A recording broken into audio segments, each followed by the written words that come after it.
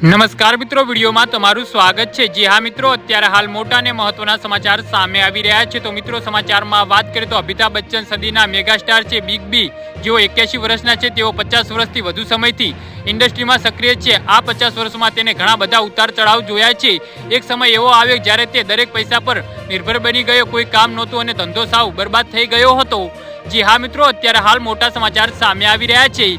લેણાદારો ઘરની બહાર આવીને તેમની સાથે દુર્વ્યવહાર કરતા હતા, પરંતુ અમિતાભ બચ્ચન હિંમત ના હાર્યા પછી તેને નિર્દેશકો અને નિર્માતાઓનો સંપર્ક કરવાનું શરૂ કર્યું અને દરેક નાની મોટી ભૂમિકા કરીને તેને માત્ર પોતાનું ઋણ ચૂક્યું, પરંતુ અપાર સંપત્તિ અને ખયાતી પણ મેળવી। જી હા મિત્રો, અત્યારે હાલ મોટા સમાચાર સામે આવી રહ્યા છે।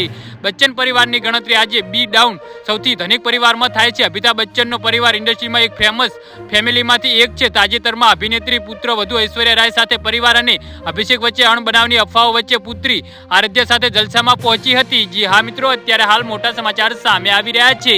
આ સમાચાર વચ્ચે અમિતાભનો એક જૂનો ઇન્ટરવ્યૂ વાયરલ થઈ રહ્યો છે, જેમાં એમને પોતાની પ્રોપર્ટી વેચણી વિશે વાત કરી છે। અમિતાભ બચ્ચનને એકવાર શેર કર્યું હતું કે તેમના મૃત્યુ પછી તેમની સંપત્તિ કેવી રીતે વેચવામાં આવશે।